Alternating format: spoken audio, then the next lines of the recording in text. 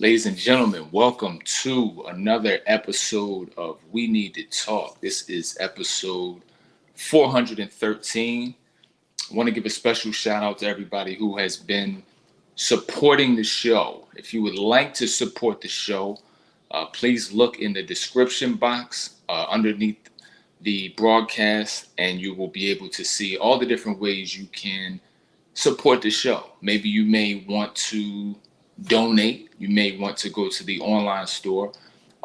There's links for all of that, including links for coaching. If you are interested in life coaching in the realms of psychology, mental health, life purpose, dating and relationships, as well as physical health and nutrition, definitely click the link underneath the broadcast and you will be able to see how we can go about making that happen for you. This is something that I love to do, mental health and wellness coach, and part of my approach is encompassing a lot of different areas. And my goal is to help you unlock and activate unconditional internal happiness in all of those areas by reaching peak levels in all of those categories I mentioned. Because it's much more than just mental health. It's health and wellness on all levels that count, including that life purpose and including dating and relationships, which brings us here tonight to discuss how friendship connects with our dating and relationship patterns, and the question of whether or not our friends or friendships are loyal, whether or not our friends are loyal. And if you pay attention to some of what's been happening in the past few weeks, you will see with the Joe Budden podcast situation, with the Portia Williams and Fallon situation, you will see that this concept of friendship is not defined the same way across the board. We can have terms that we use frequently. That doesn't mean that they are defined the same way across the board. Perfect example, the word love, one of the most used and misused terms on the planet. And I can guarantee you, in a group of 50 to 100 people, you may have 50 to 100 definitions that are different. How we express it is different. What we require is different. What it looks like for us is different across the board. So with that being said, we have to realize that we may indeed have friends in our circle connected to us who are approaching this friendship thing differently than we are, who are not reciprocating the way that we are, who are not giving and supporting the way that we are, and who don't define it the same way that we do. And it can maneuver its way and spill over into our dating and relationship life and patterns. Because anybody who is a toxin to us will be a toxin to the people that we choose to bring into our life romantically, just by proxy, right? So there are certain types of people who may not be compatible with your growing self, but were compatible to your previous self. Meaning, you may be on a growth journey right now. You may be on an upswing. You may be working hard to change yourself, heal yourself, grow yourself, evolve yourself, whether that was triggered by a birth, whether that was triggered by a passing, unfortunately, or whether that was triggered by a relationship or the demise of a relationship. These are the top three things I usually see the biggest changes happening on the heels of. So whatever motivated you to make these big changes, congrats to you on that. Now, that doesn't mean that because you're inspired to change, that all of your friends are inspired to change as well. So what can be happening is you can be focused on leveling up. You can be moving forward. You can be choosing to be different, to grow and to heal the parts of you that were hurt, damaged, pain, traumatized across time. This may mean that you have tougher boundaries. This may mean that you can't do everything for everybody. This can mean that you move different. You don't go out as much. You focus on, getting the right type of rest, reading the right type of things, building business, etc., focusing on purpose, etc., right? Self-growth.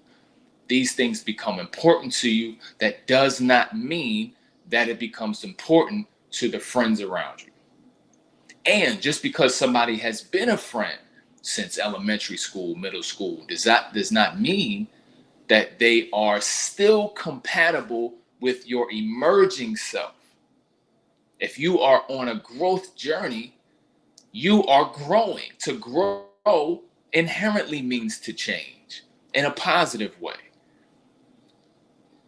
But because you had some things in common in fifth grade, because you had some things in common in middle school, because you had some things in common in high school and college, doesn't mean as a grown adult with a path that you are still congruent to this day, that your value systems are still connected to this day, or that you really know this person to this very day, their current self. Just like you may make changes in life,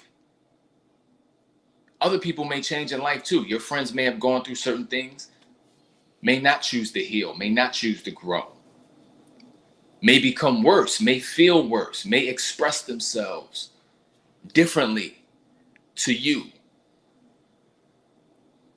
may be struggling with insecurity, which brings me to my next point. Just because you view your friends a certain way doesn't mean that they view you the exact same way. Just because you define friendship in a certain way does not mean your close friends define it the same way.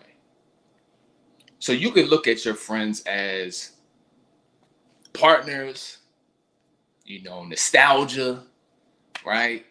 Just people in your life that, remind you of old times, of how you used to be. And, you may vibe on music, you may vibe on social stuff. And, you may look at them that way. Like you want them to win. You want them to achieve. You want to be supportive if they were to ever venture into, bigger things and bigger undertakings, as far as just whether that be business, entrepreneurship, etc., right? You may wish them well, you may pray for them, you may want them to hit points of success, because it wouldn't shake you. In fact, it would make you feel great. You would be elated to see that, because those are your friends. You don't look at them as adversaries. You don't look at them as competitors. You look at them as friends. And when they win, you win. Now that's you. That doesn't mean that they're looking at you the same way. They may, for who knows how long, may be looking at you with jealousy. They may be envious of you.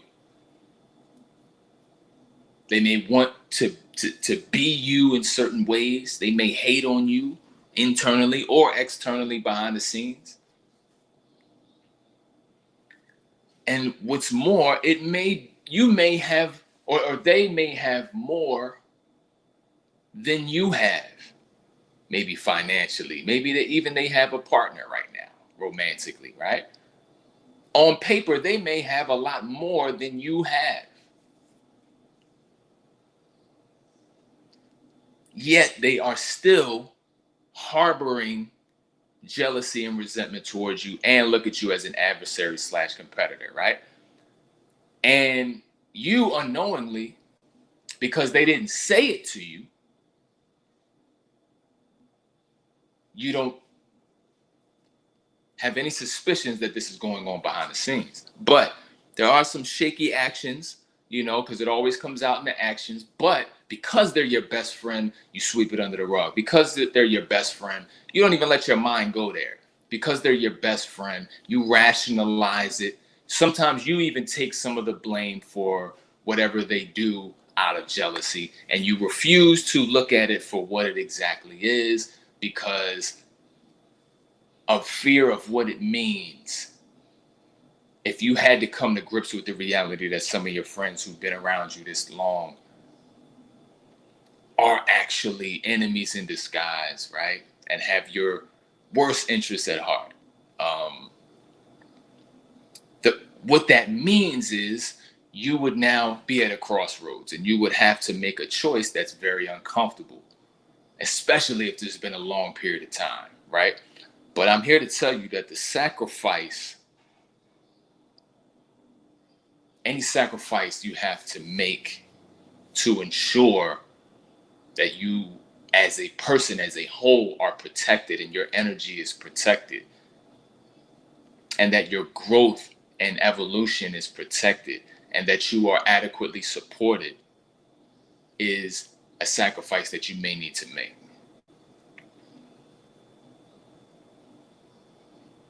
And I'm telling you this from the heart because it's a harsh reality, but at the same time, we cannot afford to have any more stress than we need, any lurking energy around us in our circle, in our energy field, in our house, in our radius that would wish ill upon us behind the scenes. I would rather have everything up front and have people around me who I call friends, who are supportive, who we can grow together, learn together, challenge each other, be accountability partners, and reciprocate positive energy and support. And until this happens, you may have to move people out of your space who may have occupied that space for decades of time. Because you have to choose yourself. And you have to make sure that you can count on the people in your circle and that you're not holding people to an expectation that is foreign to them or an expectation that can't be fulfilled. If somebody is not worthy or doesn't have the qualities of that close friend to be around you, then they shouldn't be around you. The same way if a romantic partner doesn't qualify based on your standards to be dating you and to be connected to you, they can't get in either. It's got to be a strict door policy. Because again, this is the temple, this is the house, this is the headquarters. This energy field, this lifestyle you live, you control the borders. You have to have security at the door to ensure nobody's sneaking in a weapon into your psyche.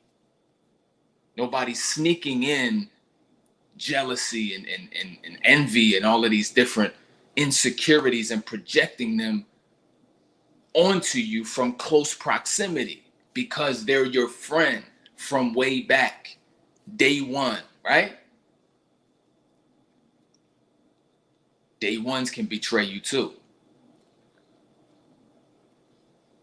Day 301s can betray you too. Doesn't matter. There should be a rotating assessment that's done on people who would like to be a part of your circle. The audition doesn't stop. You don't get a lifetime pass to the inner circle of my existence without proving yourself over and over again. And it's not something I have to verbalize, it's something that you assess, something that you observe. So stay focused. And you can't give passes based on nostalgia. You can keep them same memories. You just may not have that person to share them with, and that's cool. Make new memories. Make now the best times of your life. You have the opportunity to create new memories every day of the week. So continue to be great. Continue to prioritize yourself and your value system. And watch the gate before you let anybody in. Ensure that their actions and their words match, and that they have your best interests at heart, and they support you, your purpose, and everything that you value. Thank you guys for watching. I appreciate you. As always, follow me on Instagram at Happiness Decoded 101. And if you would like to donate or be a part of my coaching program, be sure to click the links in the description box. Thanks again. Have a great one.